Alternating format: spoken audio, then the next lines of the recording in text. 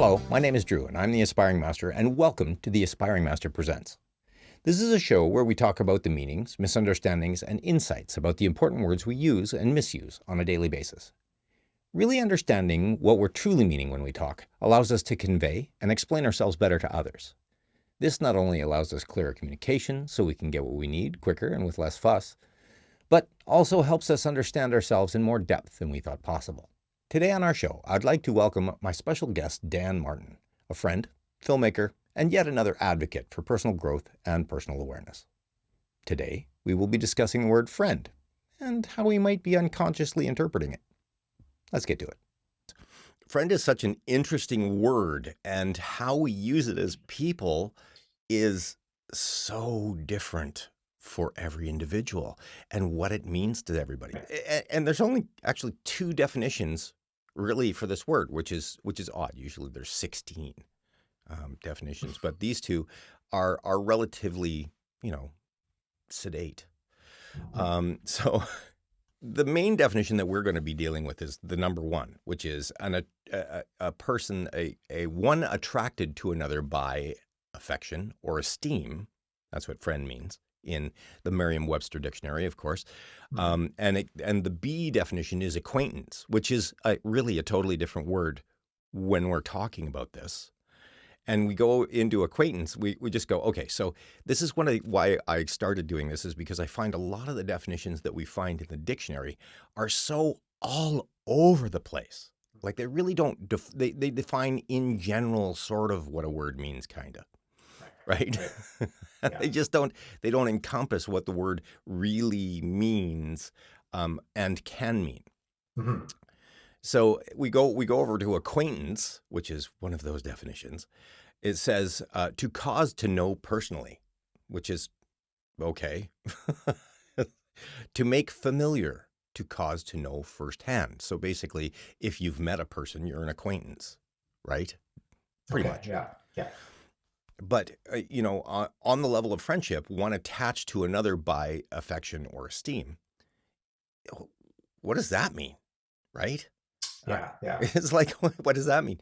And when I talk to people about friendship, I would ask them, I said, okay, what do you think a friend is in your life? So like, I'm going to ask you that question. What do you think a friend is in your life? What is that behavior? What does that really mean?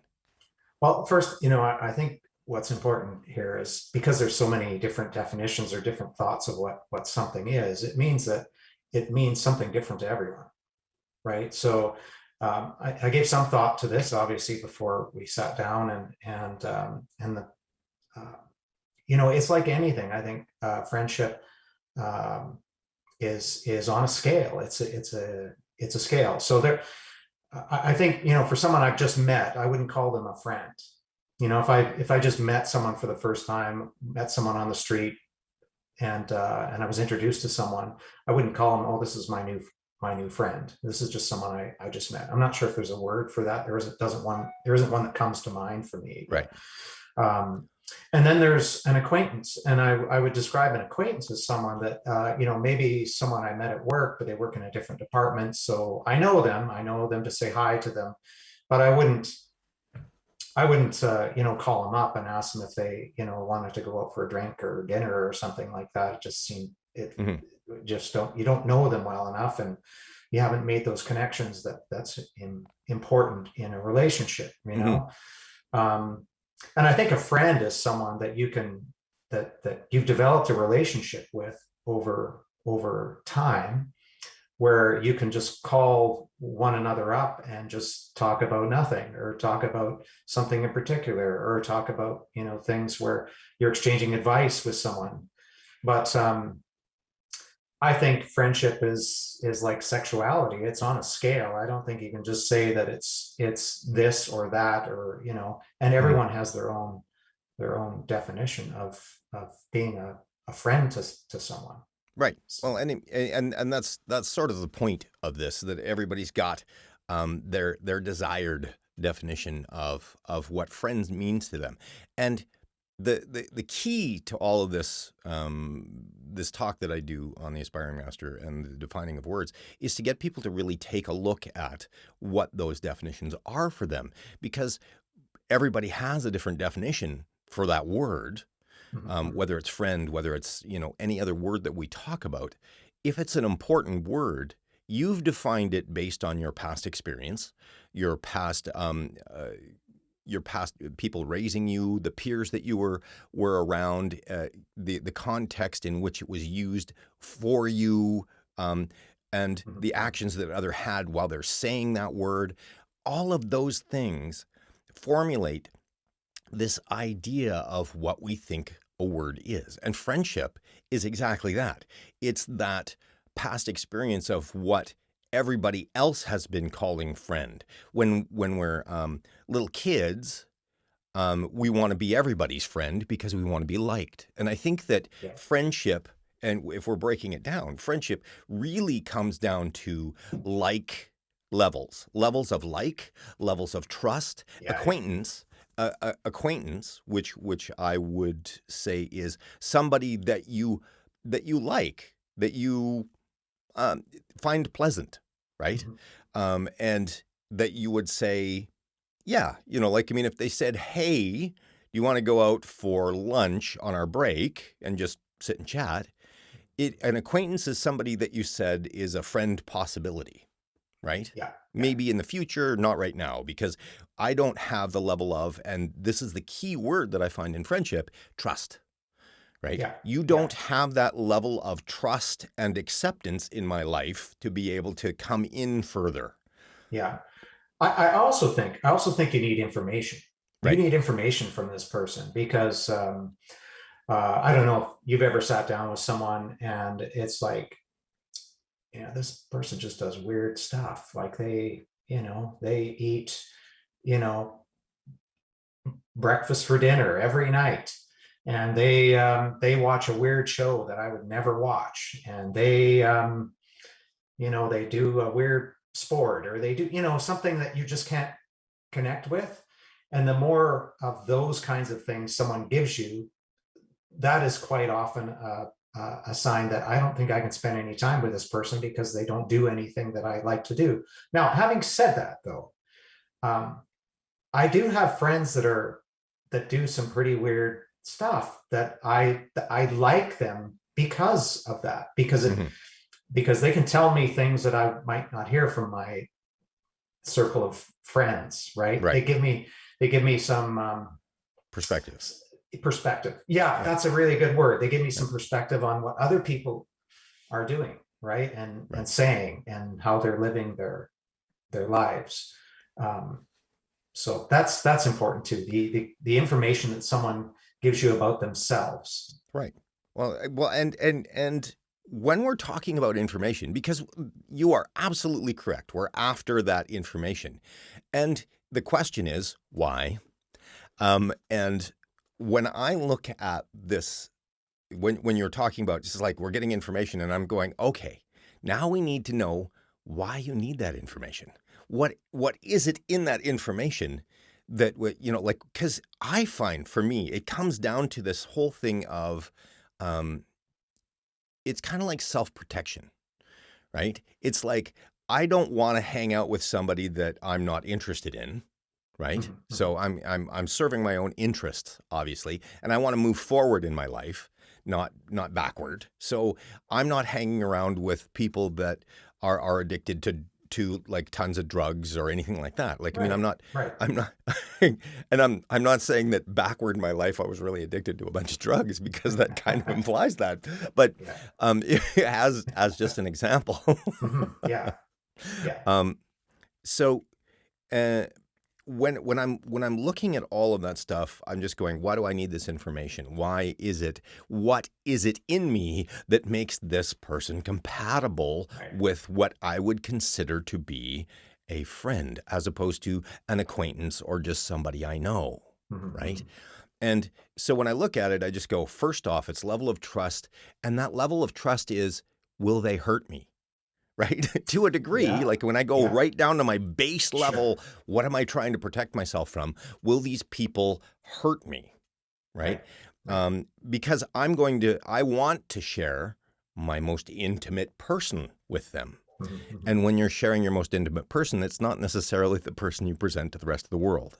Exactly. And Yeah. and and I think that when we get down to friendship, it's that feeling safe with somebody, but feeling, and here's the word that I like to use, it's called acceptance of the whole person, the real person, right? Mhm. Yeah. And Yeah. when we're talking about getting that information, what I'm seeing is we're really trying to weed out the people that we think might hurt us or are not compatible with the real self.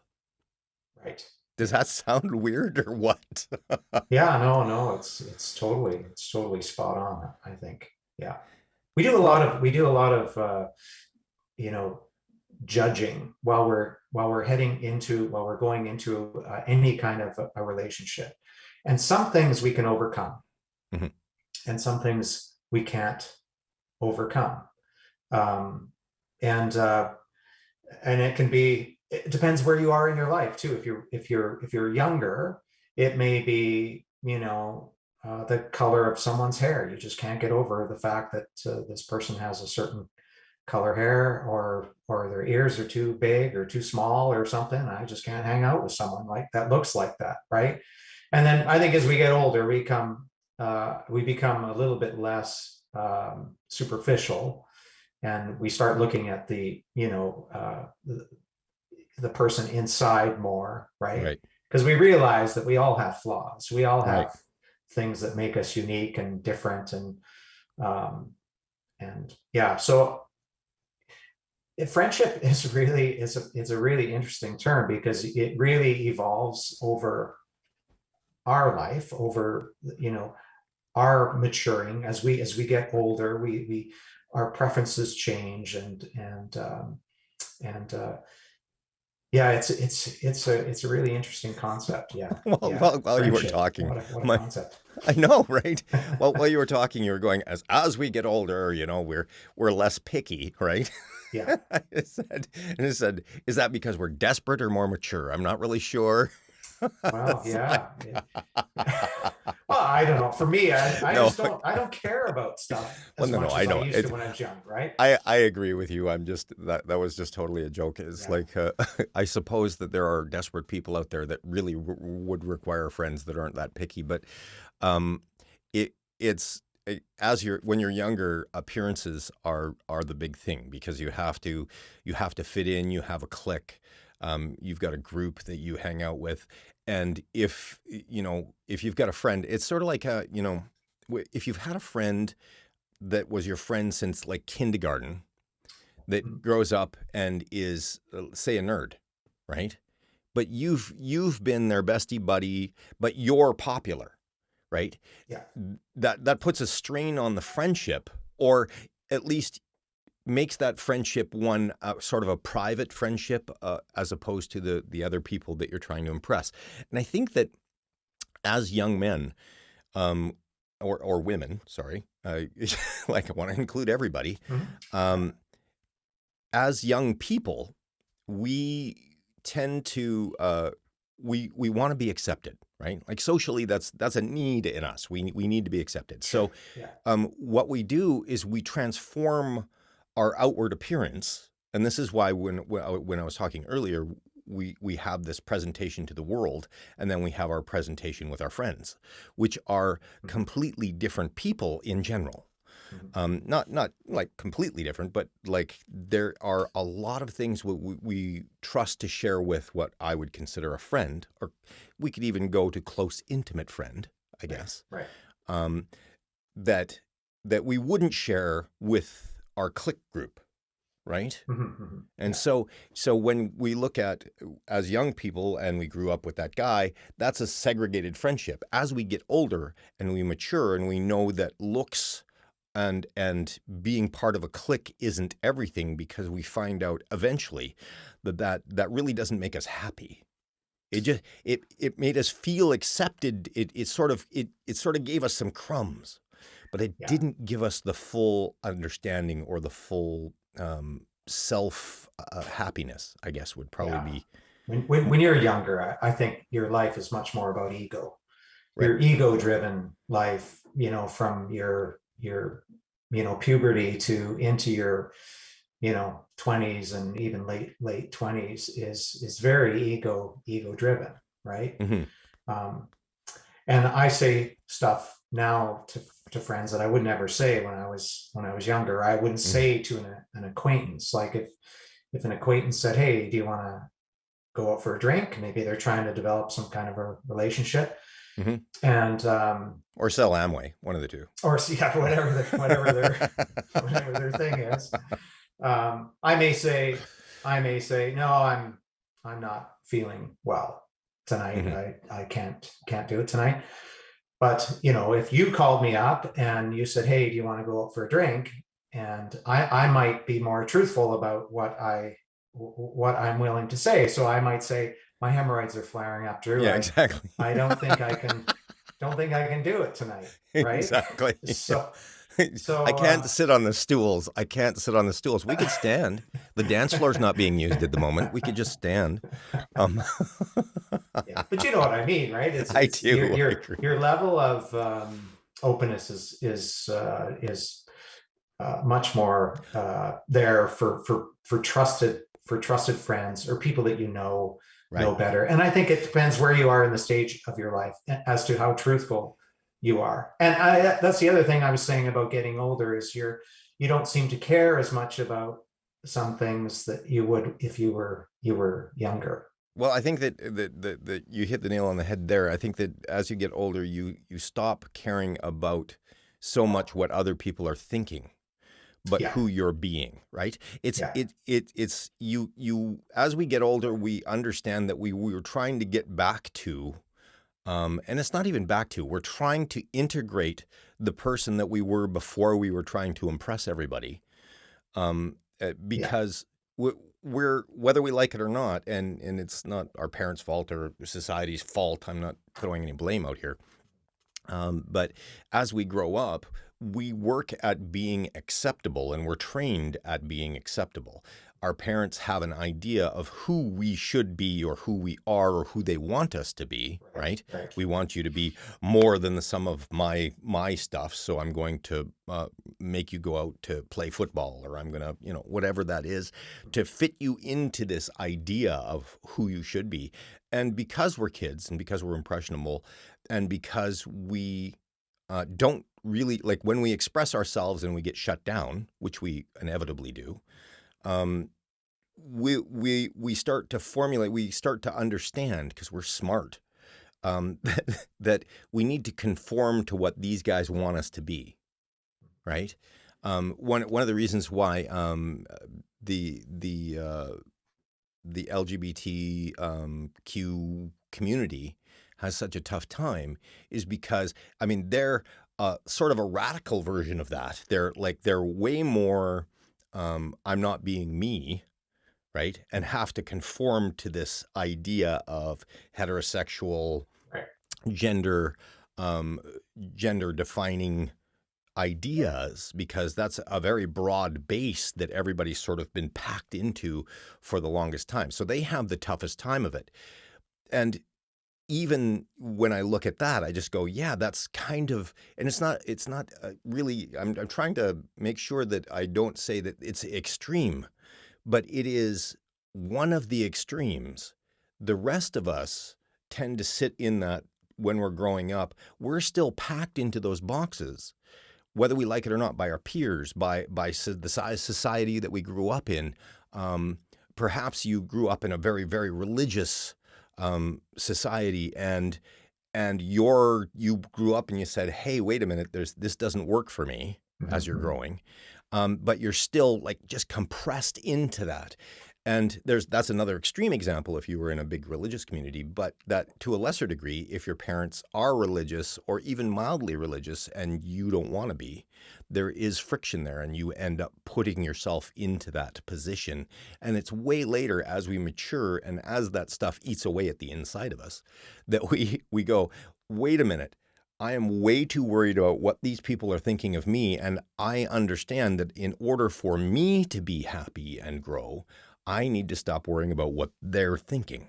Sure. I mean, Right. I think, you and I will agree there's a thing called social conformity, Hmm. and it's different in every society, every country. I think it's different here than it is in the US. It's different, here than it is in Iran.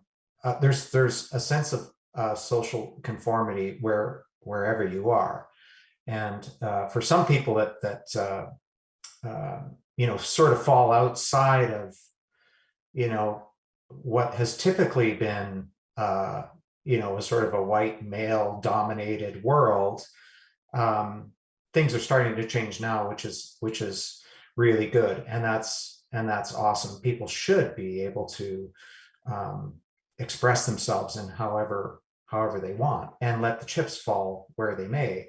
Right. I can decide whether I'd like to be someone's friend for a number of reasons, or decide I'm not going to be a friend to someone for a number of reasons. But we all need to get used to the fact that our opinion isn't the only opinion out there, and I think lots of the world still has a closed mind about many things, and we shouldn't be making our friendship judgments, or our people in our lives judgments based on a preconceived notion, right? We Right. really need to open ourselves up to what is rightfully everyone's right to live a happy and open life. Right. Well, and when we're talking about friendships and shoulds, because that's an integral part of how we judge friendships and how we tier them, right? What Mhm. level of friend you are. Mhm. Um, Now, I am kind of a weird guy. Um, Friendship to me is something that, and I remember I actually lost a prospective friend because I told him this. Um, so I was talking to somebody and I said, so what is a friend like? I mean, what are the friend's actions? Like, what is it that is sort of a make or break on a friendship level? He says, well, this is how I define friend. It's like, if you're my friend, you will always be there for me, right? You'll sort of drop everything and come over and rescue me if I need help. If like, I mean, and listening to this, that's a very popular thing. I certainly ran into that with a number of people, and one friend in particular, that we were talking about that, and he was going through a tough time. His dad had just died, and he ended up stopped talking to me for about 3 years. And he sort of came back into my life, and I talked to him about it, and I said, so what was going on? Right. He says, well, I just lost my dad, and you should have been there for me. And I said, I should have been there for you. You said you were dealing with it just fine. You told me, you actually laid it out for me that you were doing okay. And he says, yeah, but as a friend, you should have known that I wasn't, right. And I'm like, I said, you're putting a real big burden on me, on having to discover who you are and know all of the things about you. And I said, and he says, yeah, I realize that now. Right. Right. Yeah. Um, and I said, but this is really typical of what I find with people, is they have these shoulds and shouldn'ts around their Mhm. friendships. Mhm. Mhm. And a lot of the times, friendships do not fall into those, and we lose a lot of contact with people that could be important in our lives just because of one thing, right? Like you said, their hair is bugging me. Um, Mhm. so, uh, for me, when I define a friendship, I say, a friend is somebody that accepts me for who I am, no matter what I do. Their love doesn't fall off the scale. They don't fall out, like, I mean, unless our ideas diverge, right? To where um I don't fit into their life anymore, or they don't fit into my life anymore in Yeah. that respect, right? Mhm. I don't I If they leave my life, that doesn't mean that they're still not my friend in my mind, They're just people that don't interact with me anymore because we've lost that commonality of where we are. Like I said, we don't play the same sports. We don't do the same things. We don't support each other, or maybe we even have judgments about what one another is doing. Yeah. Right. So we split it off, but I still accept that person going their own way is absolutely where they need to be in their life. And I go, I love you. You're my friend, and you need to go over there, and that's awesome. Yeah. Right? Yeah. So to me, a friendship is to be able to be accepted wholeheartedly by somebody and even if they don't spend time with me, that's not the criterion for me for friendship. No. For me, for friendship is just saying, do you accept me for who I am? And you may even go, yeah, he's got some weird stuff, but I really love the guy. Right. And that's the criteria. And I'm going to go into a different story here. You had something to say? I just want to make sure that you get heard. No, I just thought it was a little weird that someone who's going through that kind of trauma in their life that they would put that on someone else, that you didn't stay connected well enough with them. And I would do the same as you. I wouldn't be intrusive in someone's life if they had lost someone close to them. I feel like they would welcome me back into their life when they were ready to do that. So that does seem a little off for me. It's not a bad thing, I guess, but for him to call you out on it just seems a little weird. Yeah. Well, but it's not. He wasn't calling me out. He was actually explaining what his thought process was at the time, and even though I look at it and I just go, but there's that part of me that just goes, I totally understand why you would do that, right? Knowing the person that he is, okay, knowing his family history, right? This is a person that came up with an alcoholic mother and an alcoholic father who basically neglected him and his brother completely, right? We connected a lot on that level because I had a similar upbringing, right? My parents weren't alcoholics. They were workaholics. They were never home. My sister and I did they didn't get home till like 10, by the time we're heading to bed. Right. A lot of the time. So we really didn't have parents growing up, and neither did he. And so when you come from a place of understanding, I'm not taking it personally. I didn't take it personally, and that's the thing. I just don't take it personally. This isn't anything personal. This is all about him, and definitely not about me. I wasn't feeling, shunted off to the side or anything. I was just like, he's going through something, and okay. It's like that doesn't stop me loving and accepting him, and that acceptance, that acceptance about friendship that I was talking about, falls into that category. I just go, what was that, right? And why was that? And he said, he had an issue with the fact that I just leave people alone unless they ask me to not leave them alone, right? Yeah. He has an issue with that because in his mind, his definition of friend is, you got my back, you'll always be there, all of those tropes that we have in this life that say, if you're a friend, you should do these things, right? Yeah. These are the things that you should do. I mean, and in talking to him, he actually became friends with me when he was moving into a place and needed some help. And I was just an acquaintance at that point. We were working together. And he asked me, he said, could you come over and help me move on this day? And I said, yeah, I can do that. That's not a problem. And it ended up me getting the flu the day before, right? And I was sick, right? And I said, listen, I got the flu. I may not be a lot of help, but I'll still be there. Right. and of course, me and there may have been one other person that showed up. So I ended up doing a fair amount of work and stuff. But on that day, he said, oh, here's somebody that can have my back. And so I was allowed into that private area that he would consider friendship. And having talked to him about it and understood, first off, his upbringing, second off, that he has that idea.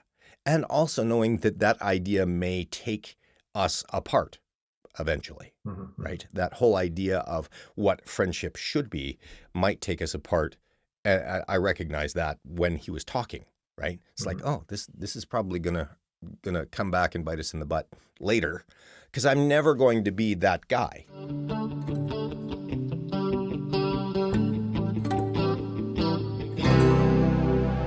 That kind of friendship with the kind of stipulations that we seem to have around it, right? I Mm-hmm. know that I consider you a friend, so we'll take that question mark out of your name tag now. But I consider you a friend. We talk what, 3 times a year sometimes. Yeah, yeah, Um, it's not a ton, but yeah, we stay connected.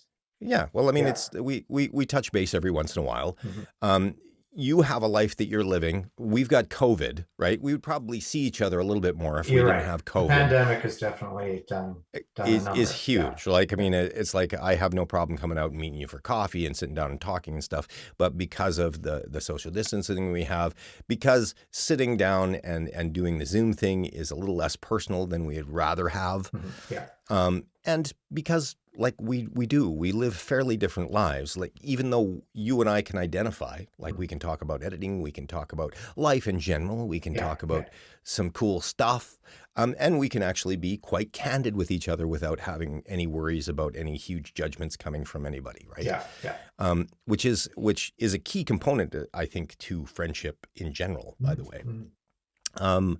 But we talk 3 times a year, and I'm an introvert, so it doesn't matter to me whether people talk to me or not. Yeah. I Yeah. talk to myself a lot, but Yeah. but I mean, if you played disc golf a bunch, we would get together far more because we'd just go out and play disc golf. Or if I played squash more, maybe we would get together a little bit more Yeah. and go out and play squash, right? Yeah. Like, all of those things that we don't have those other things in common, and so we don't spend as much time together. Mm-hmm. But in my definition of a friend, it's somebody that accepts me for me. Yeah. And it's like, that's about my criteria, and understands that, like, I mean, it doesn't have to end. And that's the thing. I said, friendship is a singular thing. You could be my friend, whereas I could be your acquaintance, right? Yeah, In it a depends on definition the word. perspective, right? It Yeah. depends on the perspective. Now, I do consider you a friend, so I do respect your opinion and the things that we talk about, and yeah, it's important enough for me that we stay connected. And I can't say that for everyone, particularly with this pandemic that's going Mhm. on. I just haven't been able to connect with people. Now, I'm super busy, Mhm. You got your job I and have a full-time job, and I have a your part-time full-time job hobby. and a full-time hobby, and it's very time-consuming stuff. Yeah. So it's stuff that I love to do, and so it's, you have to have some balance in your life, though. Like, I can't sit at a computer and edit film for 40 hours straight and not have some connection with somebody. Like, I need to reach out to someone. It's usually a family member, but it's nice to get a different perspective on things, and this is usually the time that we end up connecting in some way or Right. other, right? Yeah. So yeah, it's interesting. I was going to ask you, because this is something I've thought of in the past too, about different friendships that I have with people, and a lot of people will look at friendships as something that, well, I did this for this person, so they need to do this for me. They really, if they're going to be a friend, they need to do this for me. Or I've done 2 things now for this person and they haven't. I've got there's a few friends that I have that I think things kind of fall away because it's, and I feel bad. I feel really bad. Well, I mean, it's yeah. When you run into that, and what you're talking about is a transactional relationship.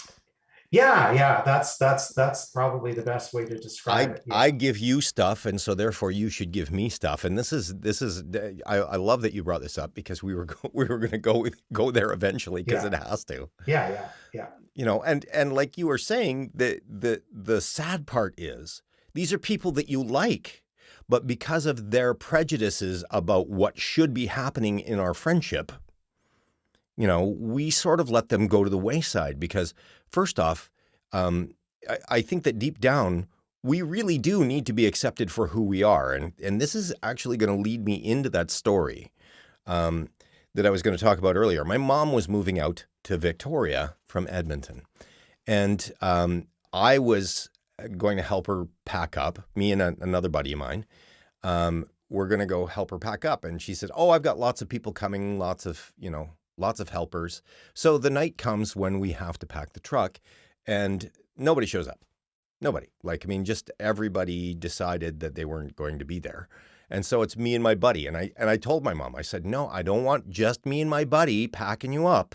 Right? No, I've got other people coming. I got, it's like, and all of them canceled, all of the probably 3 people that she had called. And so I said, okay, so I'm going to go phone around to my other buddies to see if I can, get a couple more people here so that it's just not me and my buddy packing all of her shit into the car. And so my buddy and I are there. And so I'm on the phone. I call a friend of mine, Dean. He says, no, I'm busy tonight. I've got plans with other people. I'm like, okay, then, no, cool, no problem. Phoned another buddy of mine, Trevor, and I said, hey, Trev, how's it going? I said, this is the situation. Do you think you can come help? And he says, no, I just wanted to hang out and just sit on the couch and veg tonight. And I'm like, okay, cool, no problem. I'll talk to you later. And called the other 3 or 4 people I might have known, at least as acquaintances, because I don't usually have a lot of friends. So I just turned to my buddy and I said, we're it. So let's go. We start going. And then all of a sudden my buddy Trevor shows up. I said, what are you doing here? I thought you were going to do your thing, right? Go veg on the couch. He says, I sat down and I thought about it. He said, I have never in my life had anybody say, yeah, no problem. Talk to you later. Right. If I said something like that. Right. Right. They're always offended. They're always on the other end of the line, sounding miffed, pissed off with my choices. And he said, you're the first person that I have ever met that says no problem. You don't have these stipulations on what I should be doing for you in order for me to be your friend. And he said, I think that should be rewarded. He said, nice. I felt really good about coming over here and helping you. And that to me is that kind of friendship, right? It's not, I wasn't expecting him to be there and I didn't have any prejudices. Because my friendships are not transactional. It's not what you can give me. And I think that growing up the way that I did, I was able to depend on myself all the time because I had to. There was nobody else. And so I stopped depending on everybody else to fulfill me. And because of that, I don't have any strings, right? Oh my goodness, I'm feeling really pissed off at Dan because Dan hasn't called me in a month. Right?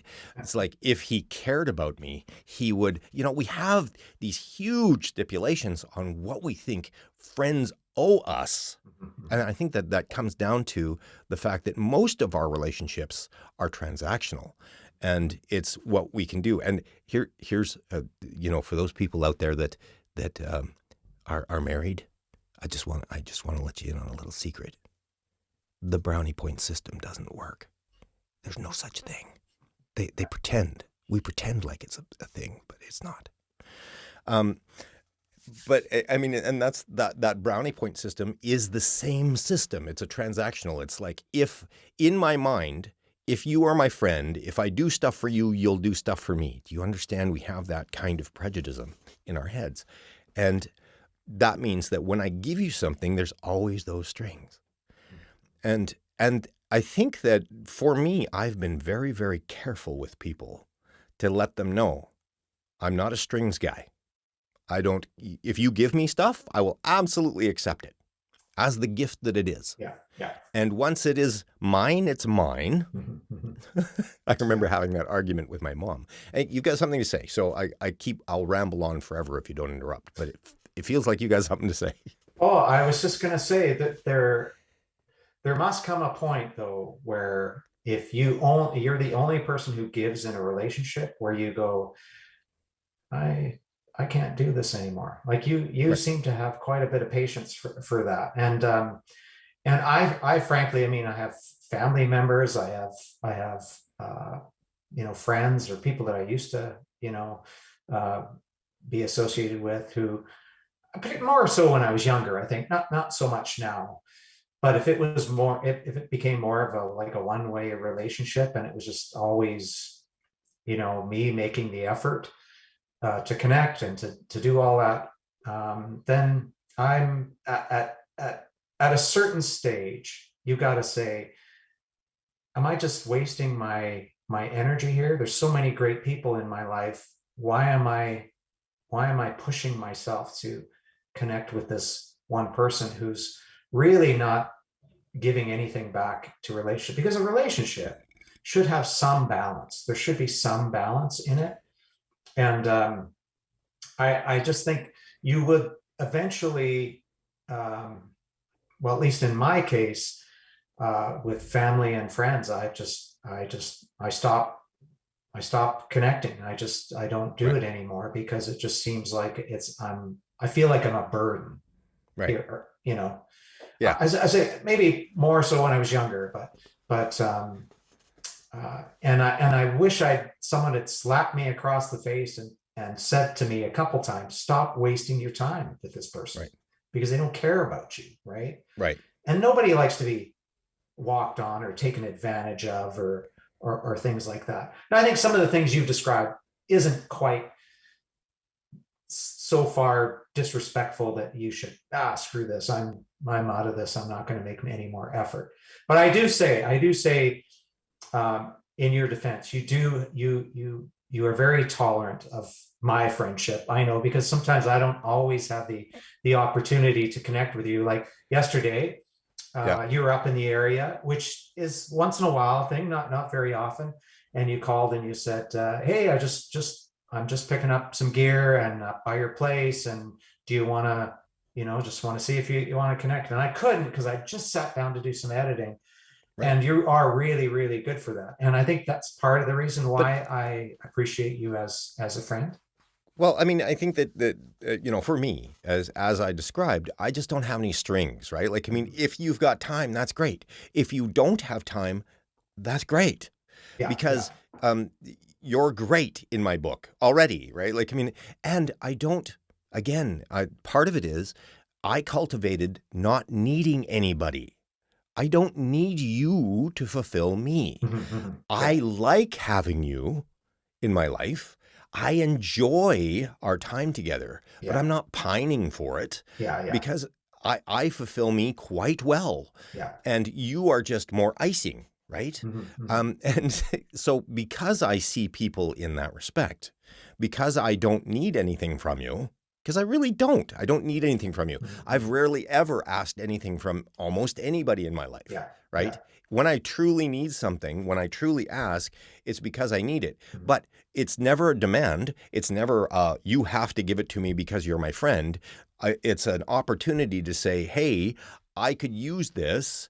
If you've got some, let me know, Right. right? And if you don't have some, that's okay. It's not like you're not my friend if you don't have that or you feel like you can't give or you whatever. Mhm, mhm, Even if you want to laze on the couch, mhm. right? Yeah, And yeah.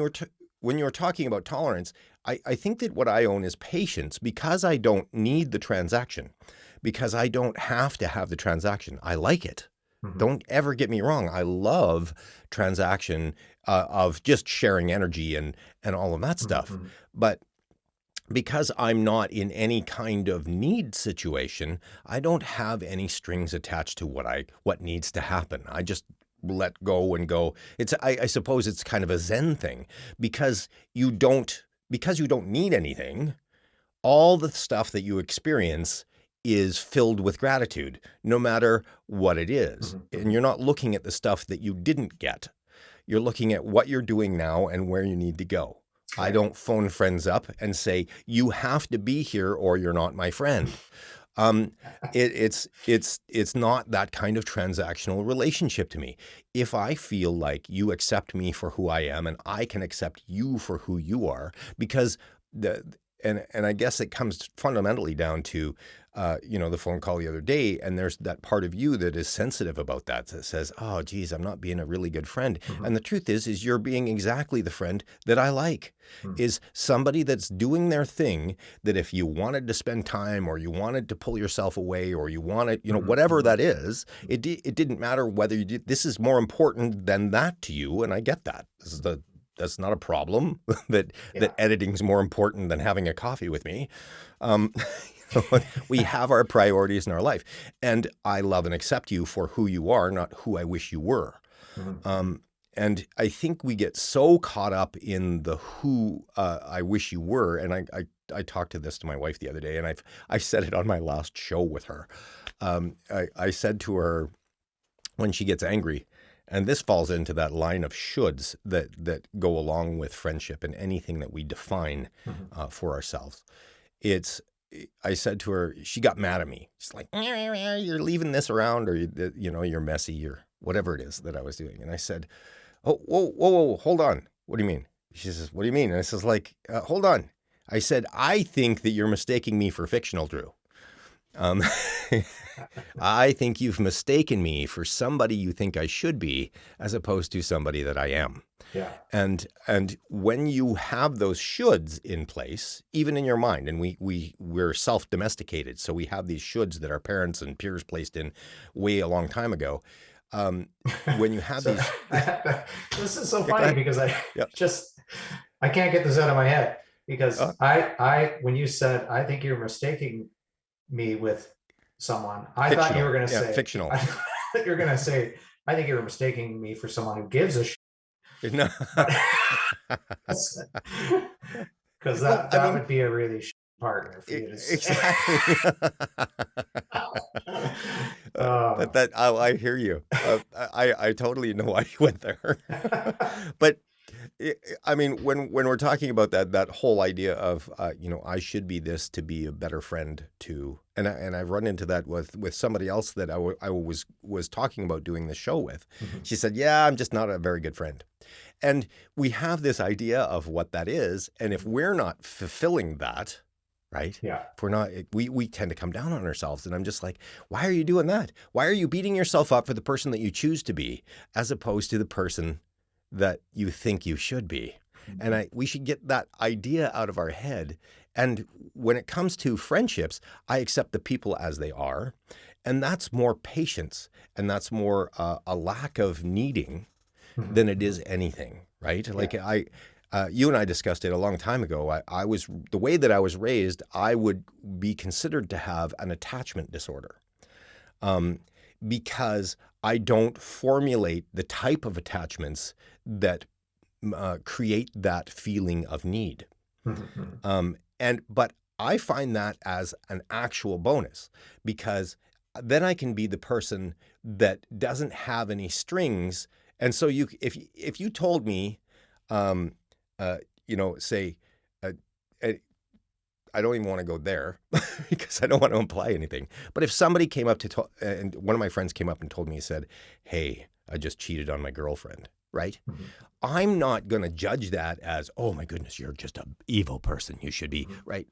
I'm going to take a look at, I said, "Okay, you obviously had motivations. What's going on?" Right? Mhm. It's Mhm. like, well, this and that. And, she treats me like this and she treats me like that. And this, like we get into it. And then I said, okay, like you and I agree that if you're in a relationship, that this is probably something that you shouldn't be doing that's going to help the relationship grow, Mhm. right? Right. Yeah. Yeah. Yeah. But I'm not condemning this person as a bad person, because we all have our reasons. We all have our logical ideas, even if they're illogical ideas, on how we should be how we act and behave, our justifications for that. And then we have the models that our society gives us, or our parents or whoever gave us, that of the should be's. Mhm. Mhm. But that friend is not going to lose me as their friend because they did this. They feel free to come and talk to me because I don't have any condemnational judgments. And condemnational is the big thing. We have judgments all the time. It's when we condemn people because of them that we run into problems. So judging somebody, like, I mean, if we're going after a friendship, so we want to get to know somebody, we go, do we have commonalities? Do we get that information that you were talking about earlier? And do we have commonalities? Is there a click here that we feel that I know that hanging out with this person will bring me enjoyment, right? And will benefit their lives even if we want to look at it that way. So we run around and we do those things. Well, for me, I just let all that stuff go and just go, okay, who is this person? Now, there's people that, like you were talking about earlier, that are what I would consider as needy. My mom used to call them hungry ghosts. And these are people that are so cut off from kindness or, they have such a lack of intimacy that any kind of intimacy, they just kind of latch onto it. They're your best buddy. Now they want to please you. And but then all of a sudden they have a whole bunch of demands upon you as well. And those kind of people, I have to let go of in my life. It's just like, and I even tell them, no, I'm not interested, right? Because you're not self-sustaining. You don't have at least some kind of you're completely going to be reliant on my person to feel okay. And that's not okay, right? And it's not me. It's not who I am. I'm not there for that. Yeah. But that's that kind of person has a lot of strings, and that's a kind of relationship that I would say would be very, very similar to I'm giving everything and they're giving nothing. Right. I was just thinking of what someone would have to do in order to, beyond all the superficial things that I think that people shouldn't have. Right. I don't go there much anymore. When I was younger, I used to a little bit, but yeah. Well, I mean, a red hair is a bad sign just because of the temper. Or, But let's say for example, if I had a friend come to me and they went, "Hey, the place where I work, they leave money out all the time, and so I just take it. So here, do you want $100? You go treat your wife to a dinner." I've been listening to lots of true crime stuff. And people do some unbelievable shit. And I'm just wondering, when presented with something like that, an immoral, where someone has crossed the line legally or morally, how long do you hang on to a friendship when, things have definitely crossed, when something has crossed the line? Yeah. Where do you go? I can't do this. Well, I mean, no, I know what you're saying. And it's like when we're attached to people and when we form, I call them need attachments to a great degree, right? When I look at the friendship in my life, like I said, I'm different. I don't have a lot of those need attachments. I don't have a lot of those. This fulfills me. I get sad when people leave my life. I actually had a friend recently come back into my life after he had left it about 3 or 4 years ago. And he was going through some tough times with his wife, and I knew it. And you know me, I'm in there poking. And sometimes I'm a little too aggressive on that level. So I figured what had happened was I was just being way too invasive. And so he sort of started cutting me off. And I recognized that. And I was really sad. I was actually kind of mad at the time too, that it's just like, well, wait a minute. Here's somebody that told me like a long time ago, the thing that he appreciated about me is that I let him know what was going on, right? We were playing a racquetball game and I was really getting pissed off. And I said, listen, I'm not pissed off at you. I'm pissed off at me because I think I should be better than you and you're older than me, right? Yeah. And me being open and honest about that stuff allowed him to, he says, I've lost so many friends because they didn't tell me what was going on. Right. Yeah. They didn't understand that. And so I was pissed off with him when he left because he didn't tell me what was going on or that was happening. Right. But I figured it was just something I said because I got too invasive. So I just went, okay. It took me a couple of weeks to get over that. But I just go, but he's doing his thing. I love him, and he's got to figure it out. And if I'm not a part of that, that's okay. And about like it was just last year, about a year and a half ago. He was online, and he's never stopped being friends with me on Facebook. And all of a sudden, he posted this thing this poem. And I looked at it, and it was a poem just outlining sort of relationship and relationship decline and how you want to create a better relationship. And I looked at it, and I went to Talia, and I said, I think it's time for me to call him again. And so I sent him a message, and I said, hey, how's it going? And he was surprised that I got back to him. And it was like really surprised because he felt so incredibly guilty about sort of leaving me in the lurch. Now, I didn't know this, of course, but we talked about it. And he said, no, I was, and he had a huge self-esteem issue around what was going on in his life at the time. And with all of the things that were bubbling there, I said, yeah, well, once we got talking, I said, yeah, I thought this. And he says, yeah. And I felt so guilty because I knew you'd think that. And it had nothing to do with that. It had to do with the fact that you were in a relationship that was loving and close, and I couldn't watch that because mine was falling apart. And I said, oh, that makes total sense. I totally get that, right? I totally understand that. Now I can stop feeling like beating myself up for being such a goof, right? He says, no, you weren't being a goof at all. You were fine. And I said, oh, okay, because there was that. But he's back in my life now. Because he was able to deal with that, and then we talked out all of the stuff that was going on. But I never once said, if he doesn't come back into my life, screw him, right? because I do accept that we all have what we need to do, right? Sure. We've got our places. We're grieving. We're doing whatever it is that we need to do, and it's not about me. And I think that that's where we get stuck in friendship, because we look at friendships as it's all about me and what I want. And if it's not serving me, I don't want it. I say to a lot of people, and especially when you get married, because I hear this all the time, I didn't sign up for this. I said, like, yes, you did.